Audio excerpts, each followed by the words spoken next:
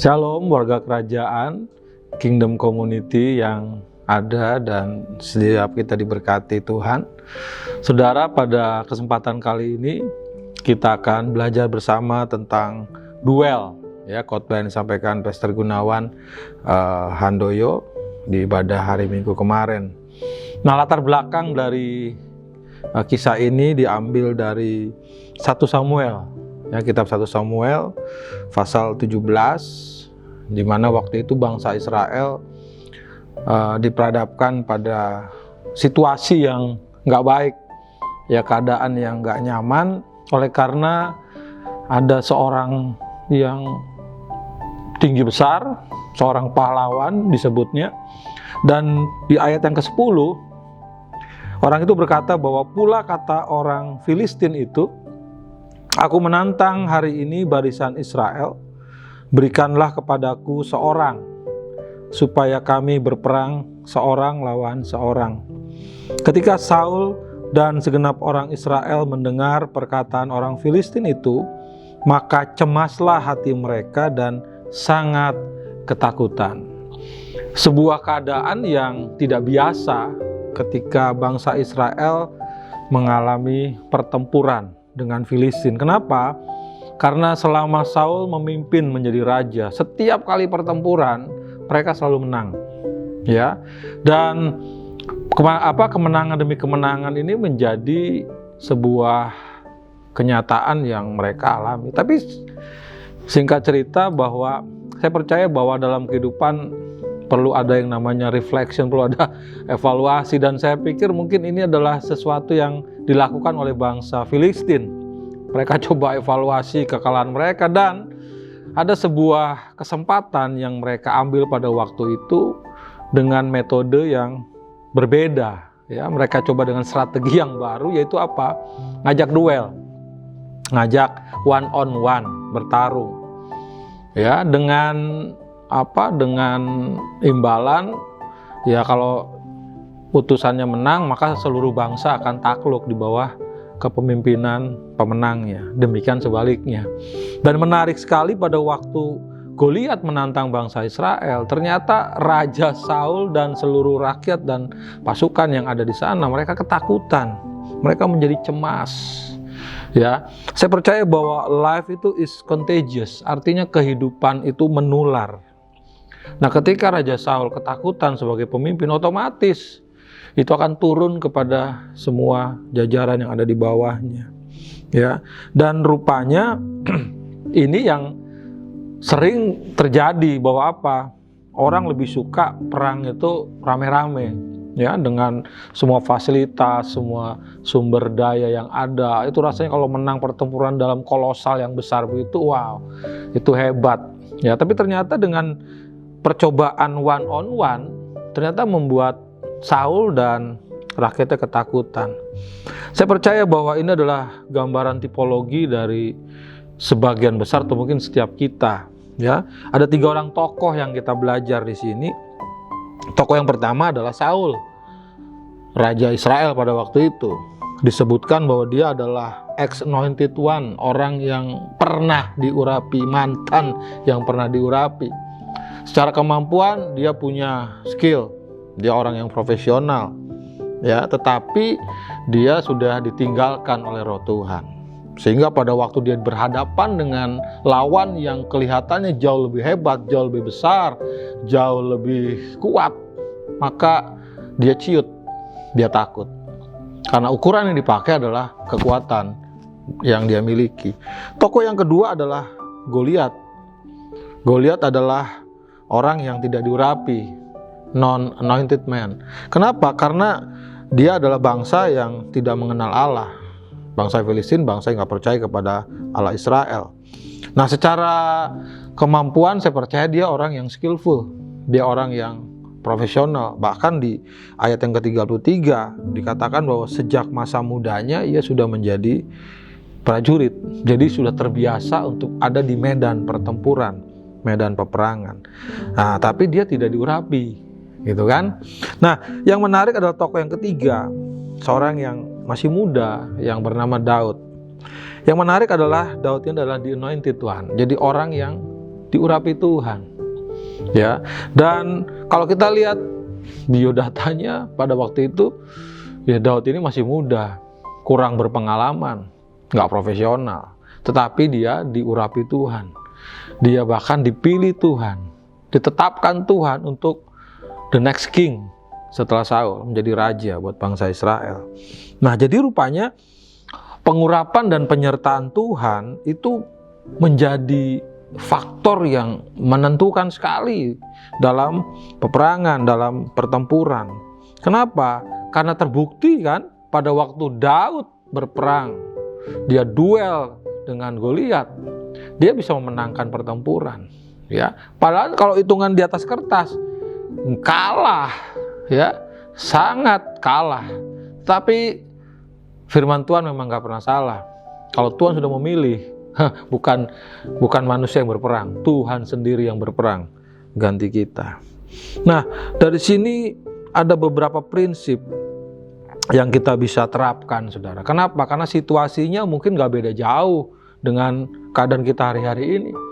Kita diperhadapkan pada musuh, ya, yang nggak kelihatan sebetulnya, pandemi COVID-19, atau juga kita punya musuh Goliat yang kelihatan, seperti gunung besar, masalah, pergumulan, tantangan, ya, dalam bisnis kita mungkin, dalam keluarga kita mungkin, dalam pelayanan kita juga mungkin, kita diperhadapkan pada Goliat, dan rasanya kita mengalami situasi yang sama, yaitu ketakutan. Ada intimidasi yang menghimpit kita. Tapi biarlah kita berani untuk duel, ya, berhadapan. Ya, kita tidak mengandalkan manusia, ya, keterbatasan manusia itu ada, tapi kalau kita bersama dengan Tuhan, saya percaya kita akan bisa memenangkan pertempuran kita seperti Daud. Nah, prinsip yang pertama yang kita belajar di sini adalah prinsip untuk melihat dengan benar, perspektif yang benar, ya. Dan di sini kita belajar bahwa bagaimana kita mengenali Tuhan dengan benar, yang pertama. Lalu bagaimana kita juga mengenali diri kita, siapa kita. Lalu mengenali musuh kita. Jadi siapa Tuhan kita, siapa diri kita, dan siapa musuh kita. Kita kenali. Supaya apa? Supaya kita bisa tepat melakukan tindakan. Ya, Daud mengenal Tuhan. Bahkan dia mengalami Tuhan dalam kehidupannya. Kalau saudara lihat, kita lihat kitab Mazmur, itu adalah bukti bagaimana pengenalan dia secara pribadi dengan Tuhan. Dia tuliskan dalam Mazmurnya. Dan di situ menunjukkan bagaimana kualitas kerohanian Daud itu bertumbuh ketika dia punya hubungan pribadi, pengenalan kebenaran Tuhan yang baik, yang benar. Nah, bahkan ketika dia berhadapan dengan Goliat, 1 Samuel 17 ayat 37, Daud berkata bahwa, Tuhan yang telah melepaskan aku dari cakar singa dan dari cakar beruang, Dia juga akan melepaskan aku dari tangan orang Filistin itu. Dengan kata lain, seperti menggambarkan Goliat itu seperti beruang atau singa yang dia hadapi ketika dia mengembalakan 2-3 ekor dombanya.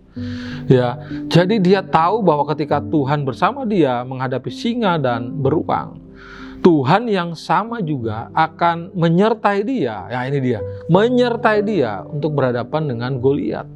Nah, saudara, kalau Tuhan pernah menolong kita, Tuhan di masa lalu menolong kita, membantu kita, saya percaya Tuhan kita juga akan menolong kita menghadapi Goliat yang baru yang ada di depan kita. Ya, miliki perspektif yang benar bahwa Allah kita adalah Allah yang jauh lebih besar dari segala apapun yang ada di dunia ini. Nah, yang kedua, perspektif yang kedua yang kita perlu belajar juga adalah tentang prinsip respon yang benar. Ya, respon ini adalah sebuah reflection atau sebuah bukti dari kenyataan kehidupan yang datang. Dan ini merupakan dampak atau akibat. Bisa positif, bisa juga negatif. Ya, di mana refleks tersebut akan membawa kita keluar, ya, dari kebenaran atau tetap berada di dalam kebenaran. Nah, seseorang yang memiliki refleks yang baik, ya, seorang yang bisa menganalisa dengan baik, maka orang ini bisa melatih, ya, bisa menguatkan dirinya sehingga dia tetap ada dalam keputusan yang benar sesuai dengan kehendak Tuhan. Ya, ada sebuah kisah yang menarik yang mau saya sharingkan. Satu kali, ini tahun kira-kira di Perang Dunia Kedua di Belanda, di Amsterdam, hiduplah suatu keluarga yang bernama Frank, ya, Otto Frank. Dia punya seorang gadis yang masih belia, masih remaja, bernama Anna Frank. Nah, oleh karena situasi peperangan pada waktu itu, mereka adalah orang Yahudi yang tinggal di Belanda, sedangkan Nazi Jerman itu mencari orang-orang Yahudi untuk dibunuh. Maka Otto Frank bersama keluarganya, dia tinggal bersama dua keluarga yang lain di sebuah loteng dari kantor bersama. Nah, pagi hari Otto Frank bekerja di bawah, ya, dan sore hari ketika sudah selesai jam kerja, maka dia akan sembunyi-sembunyi untuk naik ke atas ke loteng di mana mereka tinggal. Mereka harus hati-hati ketika jam 8 sampai jam 5 sore office hour, mereka nggak boleh bergerak, keluarga ini harus diam di tempat. Kenapa? Karena kalau sampai mereka bergerak lalu ketahuan ada orang tinggal di atas, itu bencana buat mereka. Nah, satu kali mereka membuat surat supaya apa? Supaya itu menjadi jebakan buat bangsa Jerman untuk tidak mencari mereka. Mereka buat seolah-olah mereka sudah keluar dari Amsterdam, tapi sebetulnya mereka tetap tinggal ada di kota Amsterdam. Nah, satu kali, saudara, mereka tertangkap, ya. Jadi keluarga ini tertangkap, ayahnya itu dibawa, dan Anna Frank sebetulnya dia sangat ketakutan, dia sangat sedih, dia sangat kecewa sebetulnya dengan apa yang dilakukan oleh bangsa Jerman. Tapi yang menarik pada waktu dia ada di loteng atas itu, dia menulis sebuah biografi yang menarik sekali. Dia catat beberapa hal di sini bahwa kalau saja nanti aku bisa bebas, aku bisa keluar dari tempat ini, maka aku akan pergi ke Jerman, dia bilang. Apa yang akan aku lakukan? Aku akan mengajar di sana. Aku akan mengajar apa yang pertama tentang kasih. Aku akan mengajar tentang cinta. Apa itu cinta, apa itu kasih. Terus yang kedua ditulis di biografinya bahwa pada dasarnya ada kebaikan dalam diri orang-orang Jerman, ya, makanya dia bisa mengampuni. Rupanya dia bisa melihat sisi yang baik dari semua yang jelek yang ada di bangsa Jerman. Nah, lalu yang ketiga dia katakan begini, dia bisa berkata bahwa I have everything that I need. Dia punya segala sesuatu yang dibutuhkan. Ya, saya punya keluarga, dia bilang. Even saya punya mentega walaupun cuma sedikit. Saya bisa berbagi kepada orang-orang yang tinggal bersama 2-3 keluarga yang ada tinggal di sana. Nah, singkat cerita ketika mereka harus terpisah oleh kamp konsentrasi, ya, dan even pada akhirnya pun Anna Frank harus meninggal di kamp. Tapi buku biografinya itu sampai hari ini menjadi bestseller. Kenapa? Karena ada banyak orang-orang yang mau bunuh diri, ya, disuruh baca dulu. Nih, kamu baca nih buku ini masalahmu ini nggak seberapa dibanding dia. Dan kita bisa melihat bagaimana pengaruh dampak dari cara respon, ya, cara pandang, cara respon dari Anna Frank ini akhirnya jadi berkat bagi banyak orang. Ya, dalam keadaan sulit sekalipun, Bapak Ibu Saudara, kita bisa melihat hal-hal yang positif. Kita bisa bersyukur atas apapun yang kita hadapi hari-hari ini. Dan saya percaya pada waktu respon kita benar, respon kita tepat, itu akan membuat kita naik di level yang baru. Kita selain kita memenangkan pertempuran yang kita hadapi, kita masuk dalam berkat yang baru, ya, dalam anugerah yang baru yang Tuhan akan percayakan kepada setiap kita. Ayat yang terakhir dalam Roma 8 ayat 37, firman Tuhan berkata, tapi dalam semuanya itu kita lebih daripada orang-orang yang menang oleh karena Dia yang telah mengasihi kita.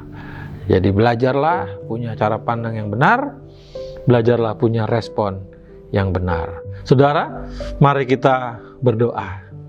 Tuhan Yesus, kami mengucap syukur kalau kami boleh belajar bersama-sama satu kebenaran dari tokoh-tokoh yang ada Tuhan.